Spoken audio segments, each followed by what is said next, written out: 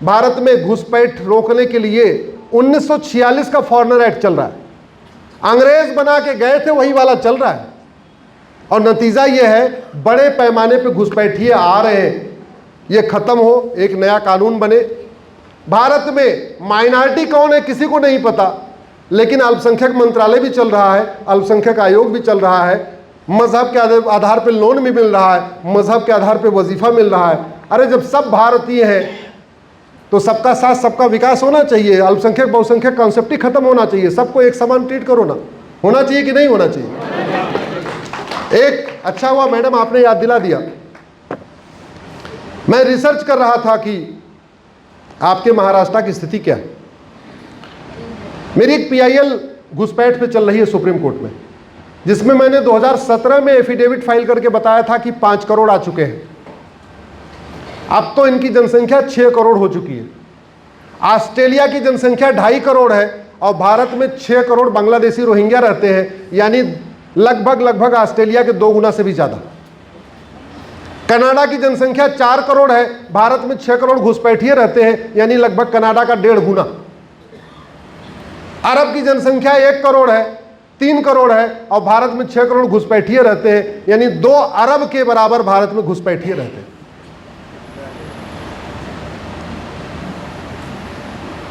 भारत की डेमोग्राफी बहुत तेजी के साथ बदल रही है।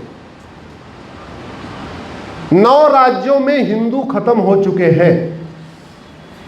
28 राज्य हैं, 8 केंद्र शासित प्रदेश हैं, उसमें से 9 राज्यों में हिंदू खत्म हो गए। इसका मतलब 25% राज्यों में हिंदू खत्म हो गए। 800 जिले हैं, उसमें से 200 जिलों की डेमोग्राफी बदल गई। इसका मतलब 25% जिलों की डेमोग्राफी बदल गई। भारत में कुल 6000 तहसीलें हैं, उसमें से 1500 तहसीलों की डेमोग्राफी बदल गई है, यानी 25% तहसीलों की डेमोग्राफी बदल गई है। भारत के बॉर्डर पे कुल 300 तहसीलें हैं, उनमें 300 की 300 तहसीलों की डेमोग्राफी बदल गई है, यानी बॉर्डर की 100% तहसीलों की डेमोग्राफी बदल गई। और डेमोग्राफी बदलने का 5 कारण है: लफ्ज़ जिहाद, ड्रग जिहाद, घुसपैठ जिहाद, धर्मांतरण जिहाद, जनसंख्या जिहाद। 10,000 हिंदुओं का प्रतिदिन धर्मांतरण हो रहा है, यानी साल में 40 लाख हिंदुओं को कन्वर्ट कर दिया जा रहा है। और कन्वर्ट किस में किया जा रहा है? भारत के पंथ में नहीं, विदेशी पंथ में। उस पंथ में कन्वर्ट किया जा रहा है जो इक्वलिटी, जस्टिस, लिबर्टी, फ्रेटर्निटी को मानता ही नहीं है। उस पंथ में कन्वर्ट किया जा रहा है जहां डेमोक्रेसी को हराम माना गया है। भारत में 90,000 बच्चे रोज पैदा हो रहे हैं, जिसमें हिंदू मात्र 45,000 हैं। विश्वास नहीं है तो पुणे के सरकारी हॉस्पिटल में जाना, सुबह पर्ची कटती है, एक दिन जाके ट्रायल कर लो, ये पता करो कि कुल कितनी पर्ची कटी, उसमें से कितनी पर्ची हिंदुओं की है।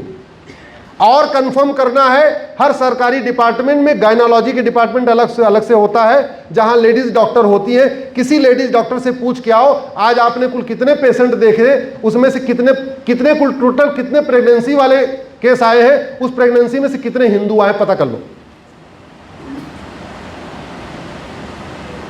6 करोड़ घुसपैठिए रह रहे हैं, 10,000 हिंदुओं का प्रतिदिन धर्मांतरण हो रहा है, 90,000 बच्चे रोज पैदा हो रहे हैं, उसमें से 45,000 हिंदू हैं मात्र। स्थितियां अच्छी नहीं है और कड़वी सच्चाई यह है कि मंदिर बनाने से हिंदू सुरक्षित नहीं होगा। हिंदू बचेगा तो मंदिर बचेगा।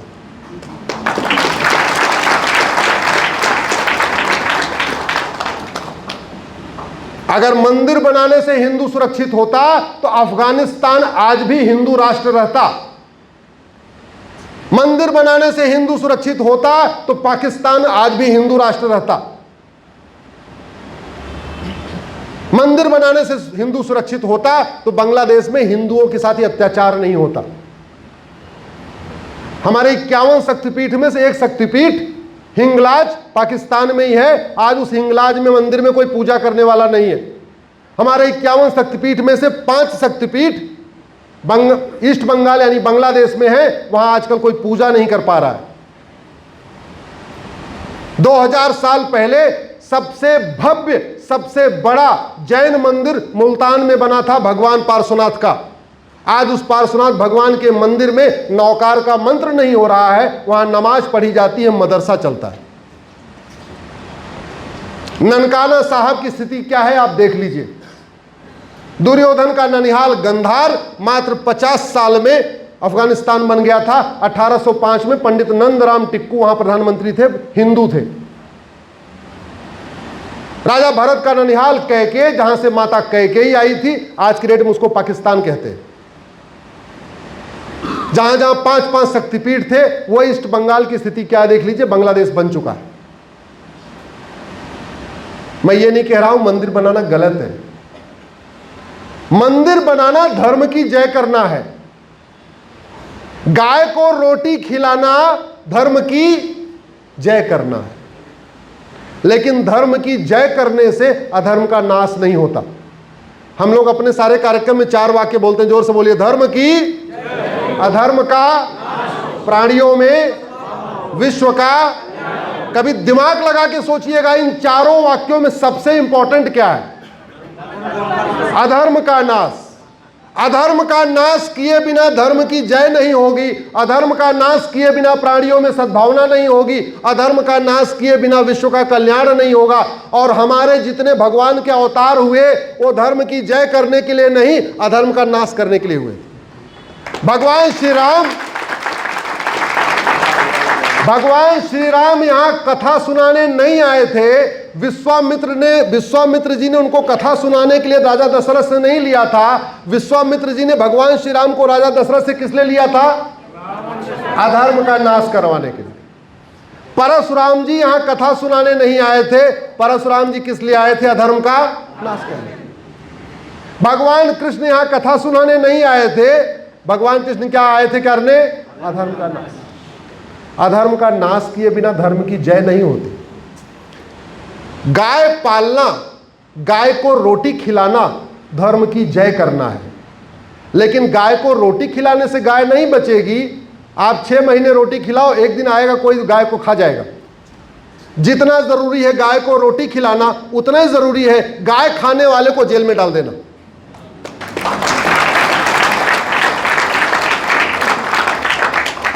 अगर भंडारा करने से, लंगर लगाने से, धर्मशाला बनाने से, गौशाला चलाने से हिंदू मजबूत होता, तो अफगानिस्तान, पाकिस्तान, बांग्लादेश में ये सारे काम हमारे पूर्वज कर चुके हैं। हमारे पूर्वज भंडारा चलाते थे, हमारे पूर्वज कुआं बनवाते थे, तालाब बनवाते थे, बावड़ी बनवाते थे, मंदिर बनवाते थे, सब कुछ बनवाया था। अगर मूर्तियां बनवाने से सनातन धर्म मजबूत होता, तो दुनिया की सबसे बड़ी बुद्ध की मूर्ति कहां पे थी? हाँ, अफगानिस्तान में। तोड़ के चकनाचूर कर दिया, हड्डी के टुकड़े टुकड़े कर दिए भगवान बुद्ध की मूर्ति के। मूर्ति बनाने से धर्म नहीं बसता, मंदिर बनाने से धर्म बसता। तो दुनिया का सबसे बड़ा उस समय का भगवान शंकर का मंदिर गांधार में था। गांधार नरेश ने बनवाया था, दुर्योधन के नाना ने। कोई बचा वहां हिंदू क्या? नहीं। अगर मंदिर बनाने से सनातन धर्म मजबूत होता, तो दुनिया का सबसे भव्य विष्णु मंदिर कैके नरेश ने बनाया था, राजा भरत के ननिहाल, राजा भरत के नाना ने। आज की डेट में उसको पेशावर कहते हैं। वो मंदिर बचा क्या? नहीं। इसलिए मैं कहता हूं, धर्म की जय करना जितना जरूरी है, अधर्म का नाश उतना करना जरूरी है। और हम घटेंगे तो हम कटेंगे, और हम लगातार घट रहे हैं। हम घट रहे हैं कि नहीं घट रहे? लगातार घट रहे।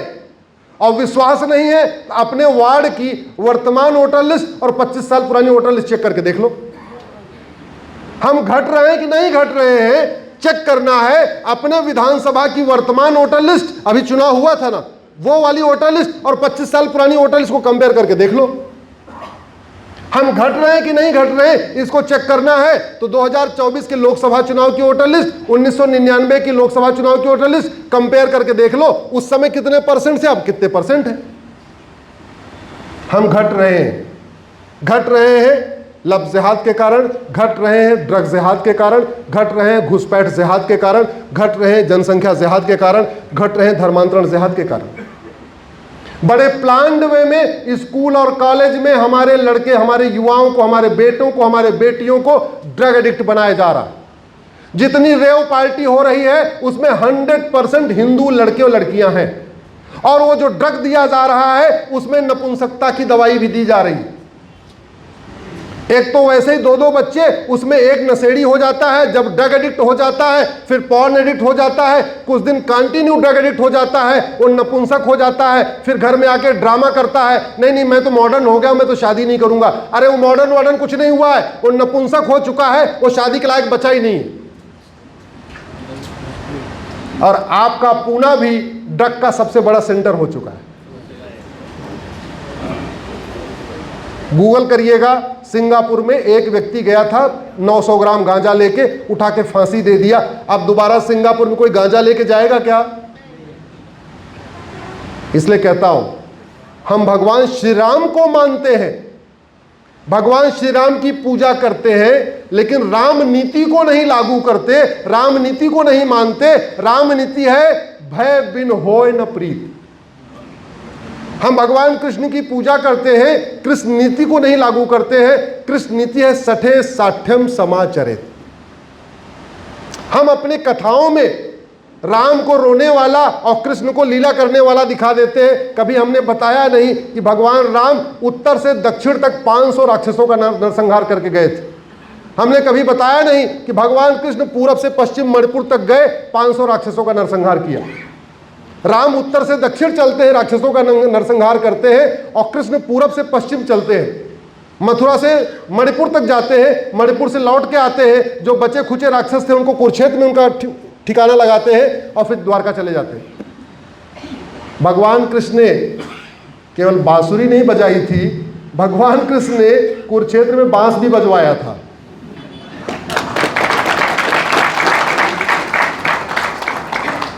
आने वाली पीढ़ियों को सुरक्षित बनाना है, मैं सुरक्षित बनाना चाहता हूं, और मेरा मानना है इसके लिए केवल और केवल नियम कानूनों को बदलना होगा। धर्म की जय करना समाज का काम है, अधर्म का नाश करना शासन का काम है। ये थानेदार, तहसीलदार, कलेक्टर, कप्तान, जज ये धर्म की जय करने के लिए नहीं है। इनको वेतन भत्ता, गाड़ी बंगला किस लिए मिलता है? अधर्म का। विधायिका का काम है कठोर कानून बनाना, कार्यपालिका का काम है उसको लागू करना, न्यायपालिका का काम है कठोर दंड देना जिससे कानून का खौफ पैदा हो। जब तक कानून का खौफ नहीं पैदा होगा तब तक स्थितियां सुधरेंगी नहीं। और आपके प्रत्येक जिले की डेमोग्राफी बदल चुकी है। आपके अमरावती, बीट, भंडारा की डेमोग्राफी बदल गई है। आपके बुल्हाना, चंदपुर, धुले, गढ़चिरौली की डेमोग्राफी बदल गई है। आपके गोंडिया, हिंगोली, जलगांव की डेमोग्राफी बदल गई है। आपके जालना, कोल्हापुर, लातूर की डेमोग्राफी बदल गई है। मुंबई में सीधे 80% से 66% आ चुके हैं। आपके नागपुर, नांदेड़, नंदुरबार की डेमोग्राफी बदल गई है। आपके नासिक, पालघर, परभनी की डेमोग्राफी बदल गई है। आपके पुणे की लगभग 15% डेमोग्राफी बदल गई है। आपके रायगढ़, रत्नागिरी, सांगली की डेमोग्राफी बदल गई है। सतारा, सिंधुदुर्ग, सोलापुर की डेमोग्राफी बदल गई है। थाने, वर्धा, वाशिम, यवतमाल की डेमोग्राफी बदल गई है। कहीं 10% बदली है, कहीं 15% बदली है, कहीं 20% बदली है। मुंबई में तो लगभग 30% तक बदली है। डेमोग्राफी बदल रही है, ये हमारे लिए अच्छा नहीं है। और अच्छा क्यों नहीं है मैं आपको बता दूं, क्योंकि जब तक हिंदू बहुसंख्यक है तब तक ये संविधान है। अफगानिस्तान, पाकिस्तान, बांग्लादेश में संविधान चलता है क्या? जोर से बोलिए जरा। भारत में चलता है। क्यों? क्योंकि हिंदू। भारत के किसी राष्ट्रपति को देश छोड़ के भागना पड़ा क्या? पाकिस्तान, अफगानिस्तान, बांग्लादेश के राष्ट्रपति देश से भागते हैं कि नहीं? भारत में नहीं भागते, क्योंकि हिंदू। अफगानिस्तान, पाकिस्तान, बांग्लादेश के प्रधानमंत्री देश छोड़ के भागते हैं कि नहीं? भारत में तो इमरजेंसी लगाने वाली इंदिरा को भी देश छोड़ के नहीं भागना पड़ा। क्यों? क्योंकि हिंदू। भारत की सेना शासक के खिलाफ विद्रोह नहीं करती क्योंकि हिंदू बहुसंख्यक है। भारत के नौकरशाह शासक के खिलाफ साजिश नहीं करते क्योंकि हिंदू बहुसंख्यक है। भारत में समता है, समानता है, समरसता है क्योंकि हिंदू बहुसंख्यक है। भारत में इक्वलिटी, जस्टिस, लिबर्टी, फ्रेटर्निटी है क्योंकि हिंदू बहुसंख्यक है। भारत में आपको लिखने की आज़ादी है, बोलने की आज़ादी है, सोचने की आज़ादी है क्योंकि ये संविधान के कारण नहीं है। बहुत बड़ी गलतफहमी है कि संविधान ने आज़ादी दे रखा है। ये क्योंकि हिंदू बहुसंख्यक है। मैं एक आपको एग्जांपल बताता हूं।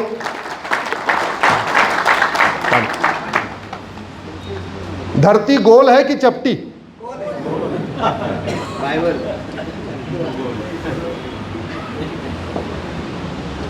धरती गोल है कि चपटी? आप भारत के किसी मौलवी से ये बात एक बार कहलवा दीजिए कि धरती गोल है। चलो मौलवी को मान लो विज्ञान नहीं आता होगा, साइंस नहीं पता होगा। पाकिस्तान, अफगानिस्तान, बांग्लादेश के जो साइंटिस्ट हैं वो भी खुलेआम नहीं कह सकते कि धरती गोल है, क्योंकि अगर कह देंगे गोल है तो क्या होगा? भारत में हमारी बहन बेटियों को स्कूल जाने की आजादी है, संविधान के कारण नहीं बल्कि हिंदू बहुसंख्यक है। बाल खुला रखने का राइट है क्योंकि हिंदू बहुसंख्यक है। डांस करने की आजादी है क्योंकि हिंदू। मेकअप करने की आजादी है क्योंकि हिंदू। भारत में रोजगार बढ़ रहा है क्योंकि हिंदू बहुसंख्यक है। आप सोच रहे हो रोजगार से क्या लेने देना? क्योंकि यहां कुछ हराम है ही नहीं है, तो सब अपनी पसंद का रोजगार कर सकते हैं। अफगानिस्तान में बेरोजगारी क्यों बढ़ी? मेकअप करना हराम है, सारे ब्यूटी पार्लर बंद हो गए। संगीत सुनना हराम है तो जितने संगीत वाले बंद हो गए। ढोलक हारमोनियम बनाने वाले भी बेरोजगार और गाना गाने वाले, म्यूजिक करने वाले भी बेरोजगार। नाटक करना हराम है तो नाटक कंपनियां सारी बंद हो गई।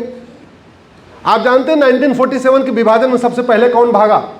सबसे पहले भागे यश चोपड़ा, प्रेम चोपड़ा, सुनील दत्त, राज कपूर, पृथ्वीराज कपूर, गुलजार, देवानंद, ये सब भागे थे वहां से। क्यों? उनको समझ में आ गया अब यहां फिल्म नहीं बनेगी, अब तो भागना पड़ेगा।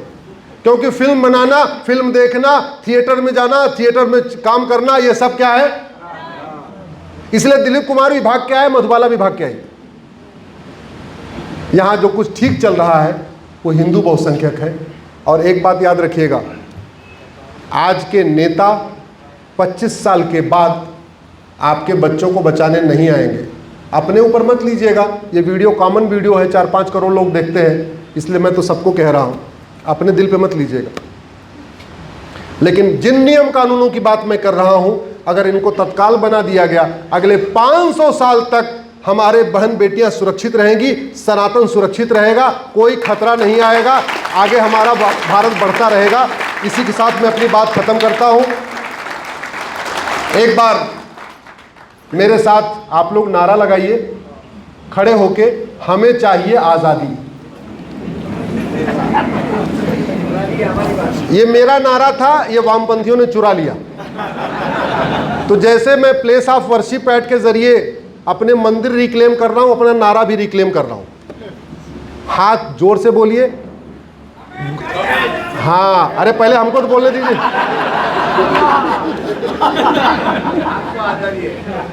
गुलामी के नाम से, गुलामी के निशान से, गुलामी की कुरीतियों से, गुलामी की कुप्रथाओं से, गुलामी की शिक्षा से,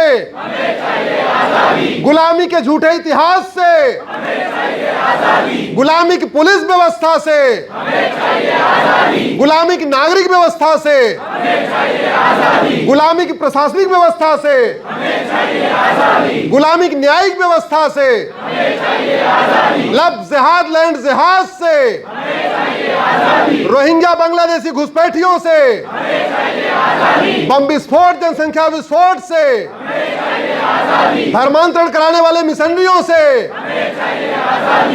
एक देश एक विधान मांग रहा है हिंदुस्तान। एक देश एक विधान।